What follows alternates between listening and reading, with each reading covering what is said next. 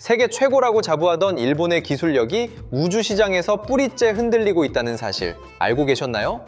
불과 몇 년 전까지만 해도 일본은 아시아 우주 개발의 절대 강자로 군림하며 한국을 저만치 아래로 내려다보고 있었는데요. 최근 들려오는 소식들을 보면 과연 우리가 알던 그 기술 대국이 맞나 싶을 정도로 충격적인 연쇄 실패를 거듭하고 있죠. 반면 대한민국은 전 세계가 경악할 만큼 빠른 속도로 독자적인 우주 영토를 넓혀가며 주도권을 통째로 빼앗아오고 있는데요. 오늘 영상에서는 한때 범접할 수 없는 벽처럼 느껴졌던 일본의 우주 산업이 왜 이렇게 허무하게 무너지고 있는지, 그리고 한국의 누리호와 민간 우주선들이 어떻게 세계 무대에서 판도를 뒤집고 있는지 그 적나라한 내막을 낱낱이 파헤쳐 보겠습니다. 오늘 이야기를 끝까지 듣고 나시면 단순한 국가 간의 자존심 싸움을 넘어 미래 패권을 쥐게 될 진짜 승자가 누구인지 명확하게 확인하실 수 있으실 겁니다. 상상해보세요. 전 세계의 이목이 집중된 가운데 거대한 로켓이 하늘을 향해 솟아오릅니다. 하지만 발사된 지 불과 5초 만에 공중에서 거대한 불꽃과 함께 산산조각이 나버린다면 그 참담함이 어떨까요? 이건 가상의 시나리오가 아니라 실제로 일본 우주 개발의 자존심이라 불리던 민간 우주기업 스페이스원의 카이로스 1호기가 마주했던 잔혹한 현실이었습니다. 일본 정부는 북한의 미사일 동향을 감시하기 위한 정보 수집 위성의 대체제를 확보하겠다며 민간 기업에 야심차게 임무를 맡겼지만 결과는 처참한 폭발과 화재뿐이었죠. 현장에 모여 성공을 기원하던 수많은 일본 시민들의 환호성은 순식간에 비명과 탄식으로 변해버렸는데요. 문제는 이러한 실패가 단 한 번의 불운으로 끝나지 않았다는 데 있습니다. 같은 해 말에 시도된 카이로스 2호기 역시 이륙 후 몇 분 지나지 않아 기체 이상으로 자율 파괴 장치가 작동하며 하늘의 재로 사라졌고, 마침내 독자 위성 궤도 진입을 선언하며 기대를 모았던 카이로스 3호기마저 최근 발사 도중 비행 중단이라는 최악의 성적표를 받으며 3연속 참패라는 기록을 남기게 되었습니다. 발사대에서 고작 몇 초 혹은 몇 분 만에 기체가 스스로 폭발하거나 멈춰서는 모습을 보며 일본 우주학계와 산업계가 받은 정신적 충격은 이루 말할 수 없을 정도인데요. 한때 세계 시장을 호령하던 전자기기와 자동차 산업에 이어 미래 먹거리인 우주 산업마저 초라하게 저물어가는 신호탄이 아니냐는 우려가 현실이 되고 있는 셈이죠. 이러한 일본의 연쇄 추락을 보며 많은 전문가들은 구조적인 결함과 안일함을 지적하고 있습니다. 과거의 영광에 취해 혁신의 타이밍을 놓쳐버린 거대한 공룡의 모습을 닮아있기 때문인데요. 일본의 우주 개발은 오랜 기간 정부 주도의 우주항공연구개발기구와 대기업 중심의 폐쇄적인 카르텔 속에서 정체되어 있었습니다. 실패를 극도로 두려워하는 관료주의 문화가 팽배하다 보니 새로운 시도나 과감한 기술적 전환보다는 기존에 하던 방식을 답습하는 데 급급했던 것이죠.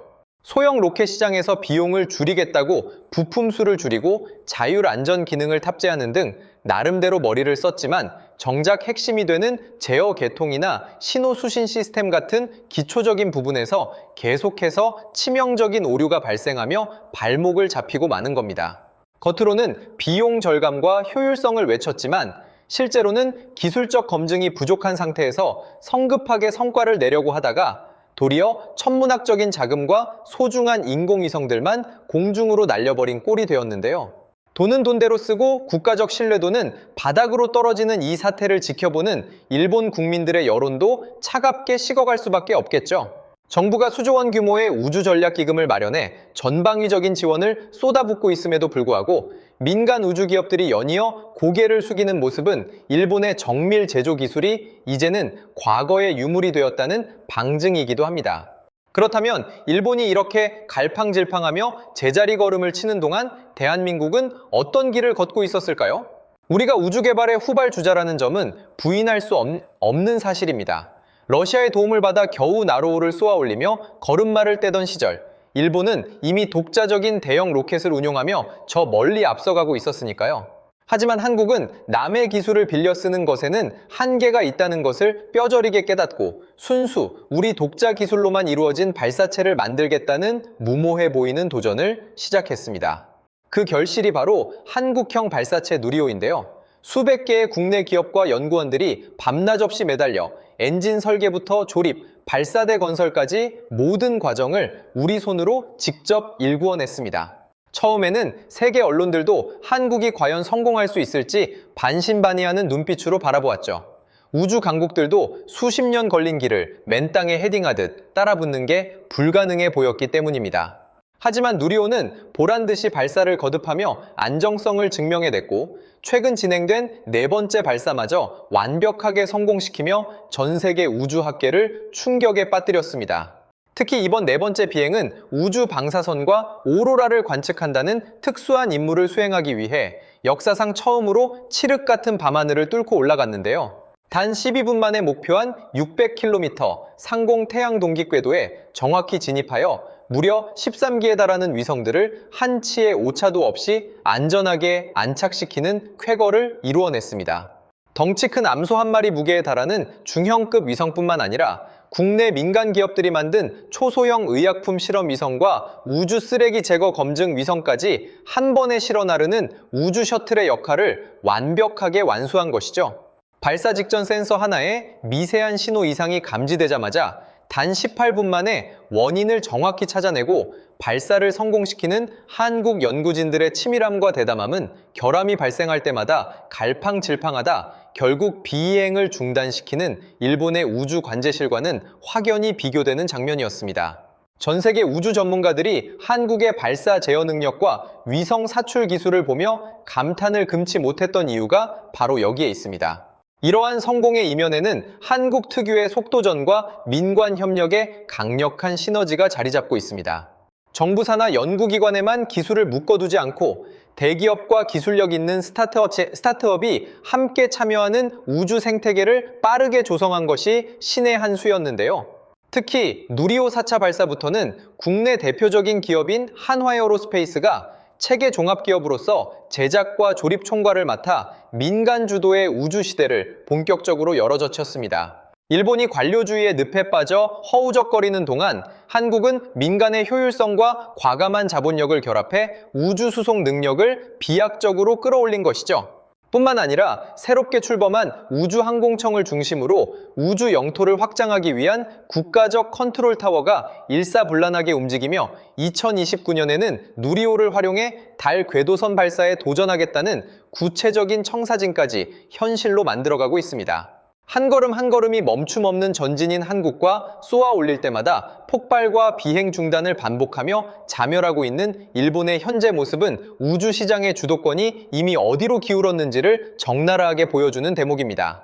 기술의 명가라고 불리던 일본이 왜 한국에게 무릎을 꿇을 수밖에 없었는지, 그 깊숙한 내막 속에는 우리가 미처 몰랐던 국가 시스템의 거대한 차이가 숨겨져 있습니다.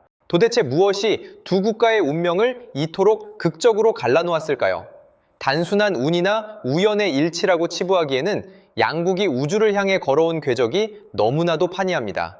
일본의 우주 산업을 수십 년간 지탱하던 핵심 축은 관료주의와 거대 중공업 기업들의 폐쇄적인 독점 체제였습니다. 실패를 절대 용납하지 않는 일본 특유의 매뉴얼 문화는 과거에 안정적인 성장을 이끌었을지 몰라도 하루가 다르게 급변하는 현대 뉴스페이스 시대에는 치명적인 독약으로 작용하고 있습니다. 한 번의 실수가 곧 고위 관료의 인사, 고과와 직결되고 기업의 생존을 위협하는 경직된 구조 속에서 일본의 엔지니어들은 과감한 혁신보다는 기존의 낡은 부품과 검증된 구식 시스템을 어떻게든 재활용해 안정성만 담보하려는 보수적인 선택에 갇히게 되었습니다.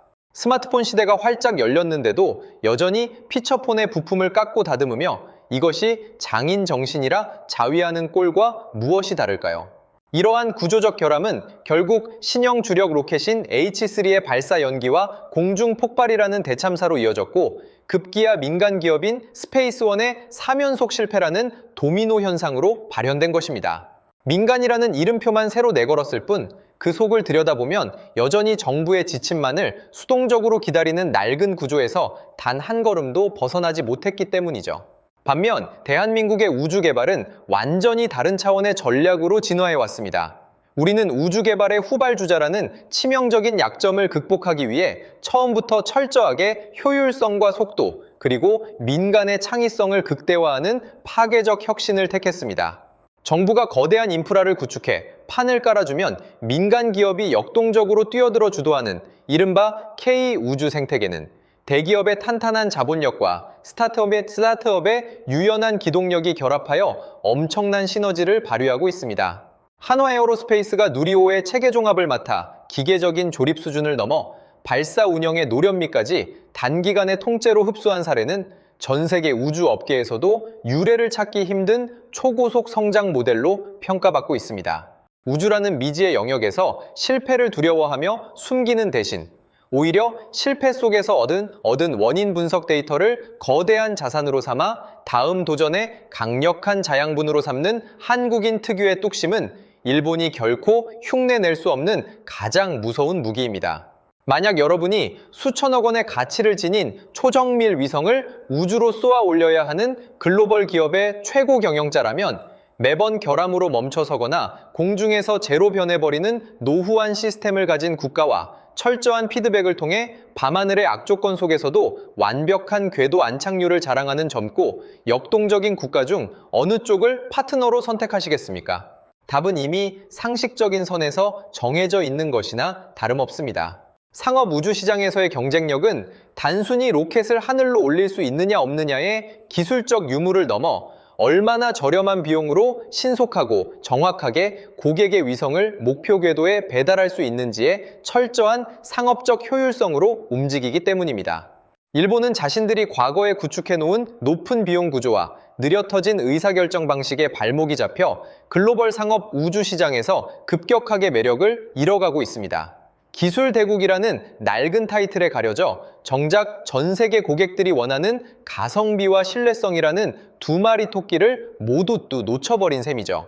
이 거대한 틈새를 타 한국의 우주 기업들은 발빠르게 전 세계 위성 발사 수요를 흡수하고 있습니다. 초소형 스타트업 위성부터 대형 국방 위성까지 아우르는 다양한 라인업을 갖추고 발사 단가를 획기적으로 줄일 수 있는 재사용 로켓 기술 개발에도 이미 가속도를 붙였습니다. 이는 단순히 이웃나라 일본을 따라잡는 수준을 넘어 미국 스페이스X가 독점하고 있는 글로벌 우주 경제의 판도를 근본적으로 뒤흔들 수 있는 강력한 잠재력을 대한민국이 확보하고 있다는 결정적인 증거이기도 합니다. 실제로 국내의 한 우주 벤처기업은 독자적인 하이브리드 로켓 기술을 바탕으로 해외 우주 선진국들과 수백억 원 규모의 계약을 논의하며 전 세계 전문가들을 깜짝 놀라게 하고 있는데요. 대기업 중심의 체계적인 수직 계열화와 중소기업들의 정밀 부품 가공 기술이 완벽한 톱니바퀴처럼 맞물려 돌아가는 대한민국의 강력한 제조 인프라가 밑바탕에 깔려 있지 않았다면 결코 일어날 수 없는 기적입니다. 우리는 과거 한강의 기적을 일구었던 그 압축 성장과 집념의 저력 그대로 이제 지구를 넘어 우주라는 거대한 캔버스에 새로운 역사적 기적을 써내려가고 있는 중입니다. 일본이 엔화 가치 하락과 급격한 고령화, 그리고 국가 재정 적자의 늪에 허덕이며 우주 예산을 효율적으로 집행하지 못하고 우왕좌왕하는 사이에 한국은 우주항공청이라는 강력한 국가적 컨트롤 타워의 출범과 함께 젊고 유능한 인재들이 끊임없이 유입되며 산업 전체가 뜨거운 활력으로 가득 차 있습니다. 우주산업은 단순히 과학기술의 우수성을 뽐내는 무대가 아니라 국가의 미래 생존과 직결된 안보의 핵심 보루이자 모든 첨단 산업의 정점에 서 있는 절대 영역입니다. 이 치열한 전장에서 밀려난다는 것은 단순히 경제적 손실을 넘어 미래 인류 패권 경쟁에서 완전히 도태됨을 의미하는데요. 일본 우주산업의 연쇄 추락은 결코 일시적인 불운이 아니라 시스템의 노후화와 혁신의 부재가 가져온 필연적인 결과이며 반대로 대한민국 우주산업의 눈부신 비상은 우연이 아닌 철저한 준비와 과감한 도전이 만들어낸 필연적인 승리인 것입니다. 만약 우리가 매일 사용하는 스마트폰의 내비게이션이 어느 날 갑자기 먹통이 된다면 어떻게 될까요? 자율주행 자동차가 멈춰서고 전 세계의 금융거래 네트워크가 마비되는 대혼란이 찾아올 것입니다. 이 모든 미래 핵심 인프라의 열쇠를 쥐고 있는 것이 바로 지구 상공을 도는 인공위성들이고 그 위성들을 원하는 자리에 올려놓는 발사체 기술은 국가의 생명줄과도 같습니다. 과거의 섬세한 장인 정신으로 세계 시장을 주도했던 일본이 바로 이 생명줄을 놓치고 있다는 사실은 단순히 우주 과학 분야의 실패를 넘어 국가 전체의 산업 경쟁력이 뿌리째 흔들리고 있음을 시사합니다. 첨단 기술의 주도권이 한 번 넘어가면 그것을 다시 찾아오기란 불가능에 가깝다는 것을 우리는 역사를 통해 잘 알고 있죠. 일본의 공장이 멈춰서고 관료들이 서류 더미 속에서 결함의 원인을 찾는데 수개월을 허비하는 동안 세계 우주 시장의 시계는 단 1초도 멈추지 않고 흘러가고 있습니다. 실제로 우주 강국들의 진정한 무대는 지구 궤도를 넘어 달과 화성, 그리고 무한한 자원이 매장된 소행성으로 향하는 중입니다. 이 거대한 우주 대항해 시대의 가장 중요한 자격증은 바로 언제든 원할 때 발사할 수 있는 높은 신뢰성의 로켓을 보유했느냐 하는 점인데요. 대한민국은 누리호에 연이은 대성공을 발판 삼아 훨씬 더 무거운 화물을 싣고 달까지 날아갈 수 있는 차세대 발사체 개발에 이미 착수했습니다. 이는 일본이 신형 로켓의 잦은 발사 실패로 인해 예정되어 있던 국제 우주 탐사 프로젝트의 일정을 줄줄이 연기하며 국제적 신뢰를 잃고 있는 모습과 극명한 대조를 이룹니다.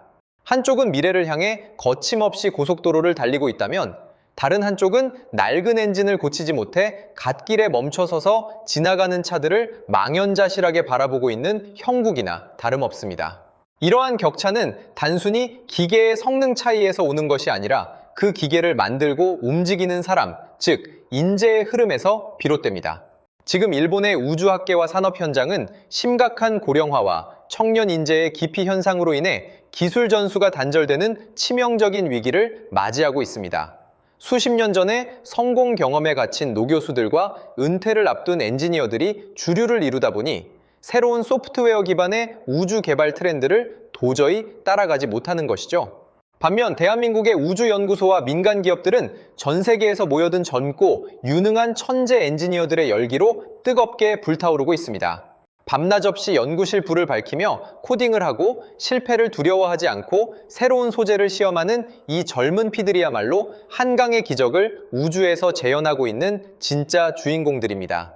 이들의 역동적인 에너지가 모여 대기업의 첨단 제조 시스템과 결합하니 일본이 수년에 걸쳐 겨우 해내던 기술적 도약을 우리는 단 몇 개월 만에 완수해내는 압축 성장의 기적이 가능했던 겁니다. 이제 세계의 눈은 스페이스X가 독점하고 있는 글로벌 우주 수송 시장의 유일한 대항마로 대한민국을 주목하기 시작했습니다. 가성비와 정확성, 그리고 철저한 납기 준수라는 한국 제조업계의 강력한 DNA가 우주 산업에도 그대로 이식되었기 때문인데요. 전 세계 수많은 국가와 민간 기업들이 자신들의 소중한 위성을 안전하게 올려줄 파트너로 한국의 문을 두드리고 있는 것은 결코 우연이 아닙니다. 과거 아시아의 우주 맹주를 자처하며 거드름을 피우던 일본이 이제는 도리어 한국의 독자적인 우주 생태계 구축 속도에 경악하며 뒤늦게 추격하려 발버둥치는 모습은 시대의 흐름을 읽지 못한 기술 대국이 어떻게 몰락하는지를 보여주는 가장 적나라한 교훈입니다.